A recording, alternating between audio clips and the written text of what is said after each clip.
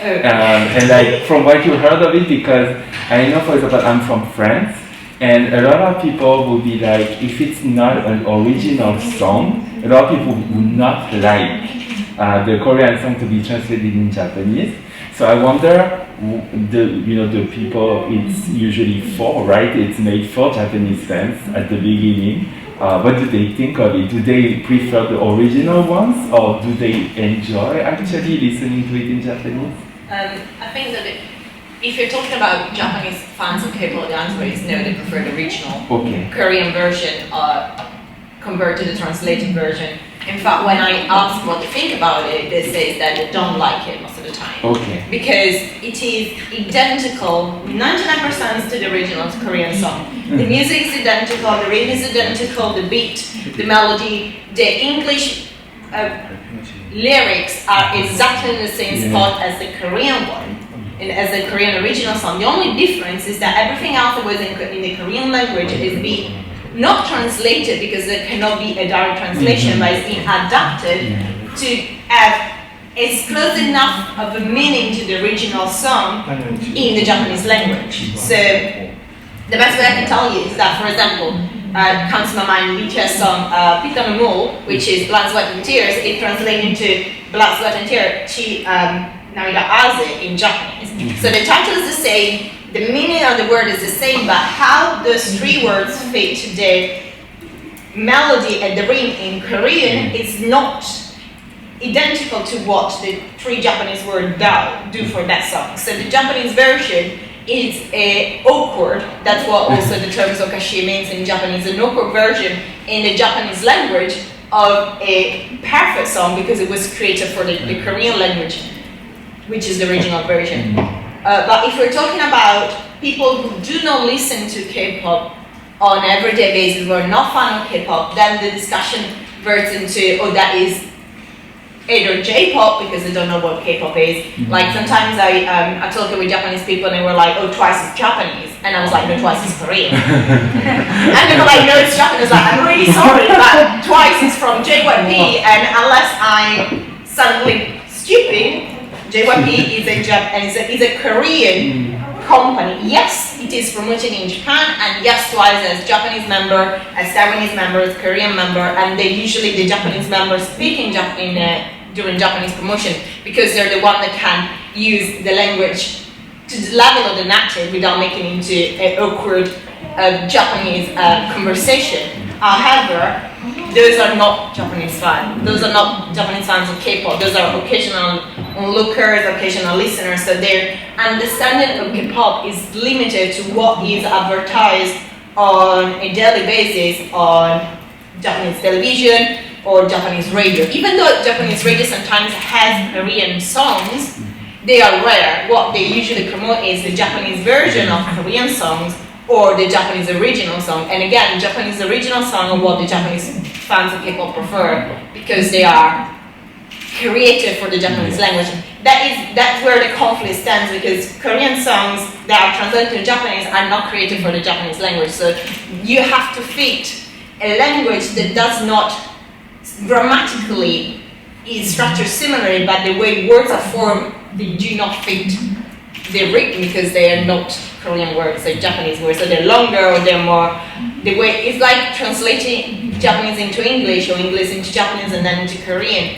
What you say in a language cannot be directly translated, as in blue is blue in Korean or is how in Japanese, but the words that say, like vocabulary sometimes don't have adjective, they don't have a direct translation. So how can you convey the same message in a language that you cannot do 1=1? So that's where the Japanese fan thing is it's awkward, because it's not the same. But it's similar but not the same. Okay. Makes sense? Yeah, thank you so much. You're welcome. Actually, I also have a question about the J-pop.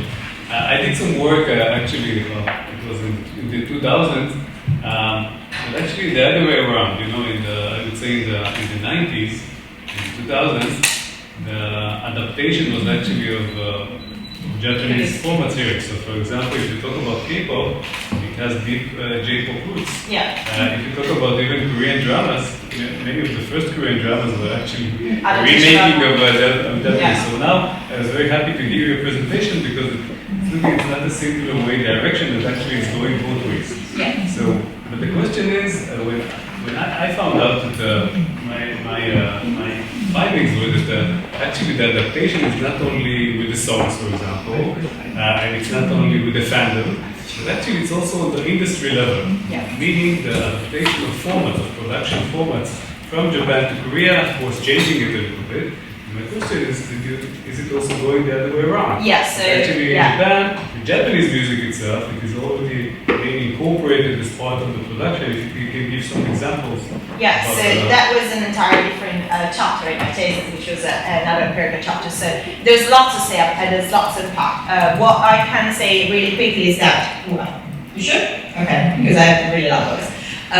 What I will say is that there is something called, and this is not my own definition, I just developed into it. It's the Japanese Art Music Triangle. John Lee talks about this in terms of Japanese promotion for K-pop. And that triangle is basically what dictates what happens and what doesn't happen on the Japanese music promotion and consumption in Japan, specifically promotion and production.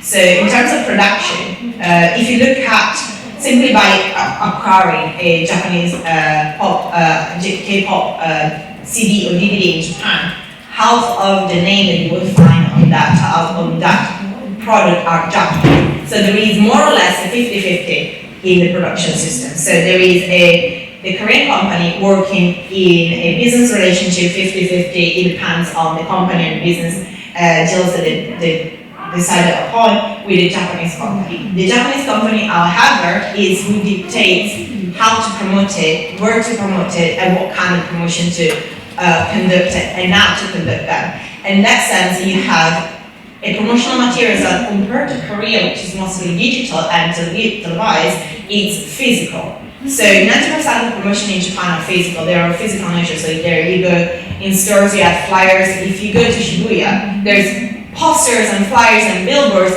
all over the place. It's promoting specific album. If you go to Tsutaya or if you go to Tower Record, I will suggest Tower Record because it has an entire floor dedicated to K-pop. And the ground floor is a mix of K-pop and J-pop. And the K-pop section is massive stands, all written in Japanese, and all about the Japanese promotion, and all linked to what is the three component of the Art Music Triangle. So you have promotion, so the company behind K-pop in Japan. So in most of the cases, it's either Sony Music or Avex Entertainment.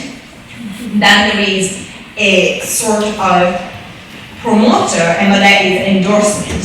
So some sort of endorsement that is linked with that promotion, either because it belongs to a business deal that was already created with a Japanese company, or because that K-pop idols needs more promotion, so they create ventures into endorsing something that is very Japanese. It could be either a drama, or it could be a Japanese product, either food or fashion, not technology, that is really rare. And then there is the last thing, which is the media, so promotion on the media level, and that is, by media level, I mean anything that is mediated. It could be an interview on paper, or it could be an interview online, or it could be a media presentation, and you have some sort of advertisement of that, including the music video. The music video, that's why I talked about promotional video, music video.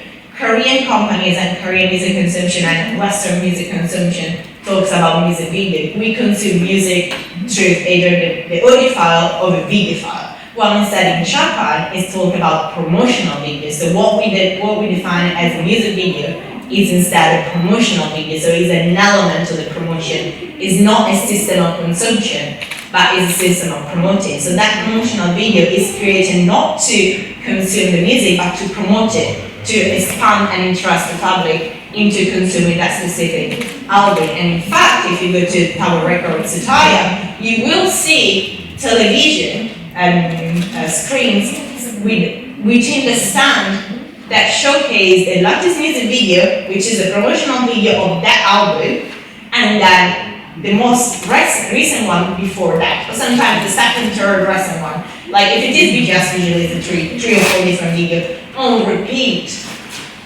that will promote BTS and that album. So if we're talking about promotion in Japan and the production, yes, it's K-pop, but is full 100% adapted to fit the Japanese music company and the Japanese music market. So anything that is done, like for example, if you was think about K-pop promotion of in America, even American promotion of K-pop fit the American music market. They don't fit the Korean one. Even though they're very similar, there is lots of digital promotion, there is lots of like interviews and online materials. Those promotions still are tricky to fit the American style promotion. So if you think about BTS promoting, they did lots of like music performances in my shows and TV shows and in like little Letterman shows and things similar like that. If you talk about Japan, that also happens, but that is specific to either I would say specific Asian. Yeah. Okay, thank you. That's another topic. Yeah. Yeah, I can talk for ages. Any other questions? Discuss it. Okay. Yes. Well, I have another question, Stefan. Yeah. Okay, actually, okay, when it's very interesting. I like it personally, and then, but however, there's this kind of confusion, you know, whenever you came up with the terminology like J-K-pop and K-pop, yeah. which I like.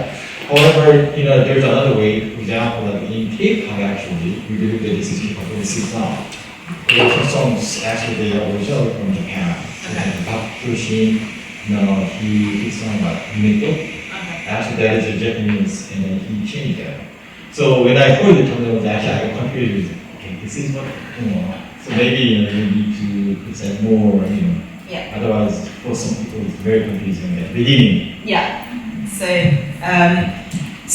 I'm aware that there are some Japanese songs that will be translated into Korean. However, if when you look at entirely the stats data that I have, so the beginning of Japanese promotion for K-pop, so early 2000 with Boa, to the most recent one, it's been more like it's been around the past 2 to 3 years that has been consistent like movement of Japanese songs, original Japanese songs being adopted into the Korean language. Originally, especially like in the past, it was for a specific occasion. Like I remember reading about a commemorative album from Q that had 2 original Japanese songs promoted by 2 different members of Q being translated into Korean because of that occasion. Boa sometimes had a commemorative album of Japanese song being translated into Korean, but that was more like rare occasion that were decided upon by the company to bring something that was popular in Japan back to South Korea. While instead what I meant by or Japanese original and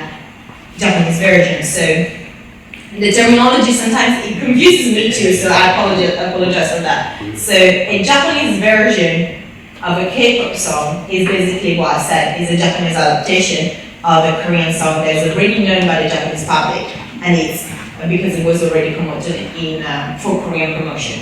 And those promotions are being consumed in Japan. While instead, what I mean by original Japanese song, which is the K-pop, so Korean Japanese pop. It's literally the term that I decided upon the term because it was a Japanese pop song. That in that sense is K-pop. So it's a Japanese pop song because now I'm getting a bit technical, but if you look at the type of Japanese original songs promoted by K-pop in Japan, and then you look at the type of songs that K-pop usually promotes in Korea and abroad, they're very different. K-pop is a lot of like there's lots of rhythmic, there's lots of bass, sometimes it's EDM, sometimes it is R&B, while instead Japanese pop music is more like ballads, softer tones and softer melody. So that's why I decided to call it K-pop, because it's a Japanese, it belongs more to what Japan will define as J-pop, but it's Korean because it's K-pop singing Japanese music, basically. Make sense? Yeah, no problem. And then you actually you distinguish the differences between people who doesn't know about K-pop in Japan and people who are really into K-pop. You distinguishing them. So basically, for example, BTS is Baldwin, you said it is same, but actually listening to that in Japanese language is completely different. Actually, that reminds me somehow, for example, like in the United States, Johnson just the highway. Actually, that is not the original road. It's actually a French one. Okay, it's a consult in the review. Okay, so actually that is the French song, but then because of Americans they used to just cross migrate. So when they listen to the original, they found it very strange. Okay, something very similar happened in Korea actually in the 1970s. Actually in Korea we adopted a lot of European songs from France, Europe, and Italy. And then for example, a lot, not my age, older. Okay? For those, for example, that they know some songs, but they never heard of it in French language. Actually, this is, for example, like a song like in language. I don't know if you know it or not. Okay? And then, so what I'm saying is maybe it is not the language song, but maybe because they just get used to listening to it, so they feel differently. Yeah, I do think that getting used to a song in a language affects the way you perceive that song if it is a foreign language.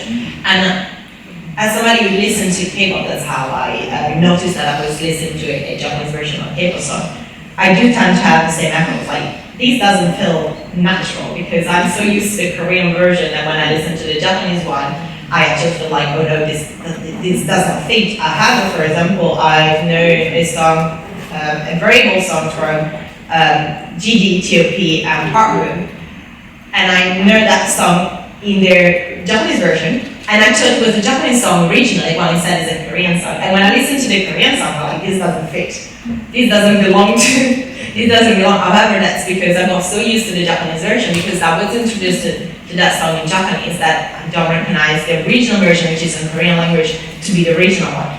And I do think that even the Japanese public has a kind of like issue that deals with. So that's why I always say it depends who you're talking about. If you're talking about Korean music fans, then they will usually distinguish between Japanese original and the Korean version and Japanese version because they consume K-pop not solely as it is introduced to the Japanese market, but outside of it. So they consume K-pop outside of the Japanese market.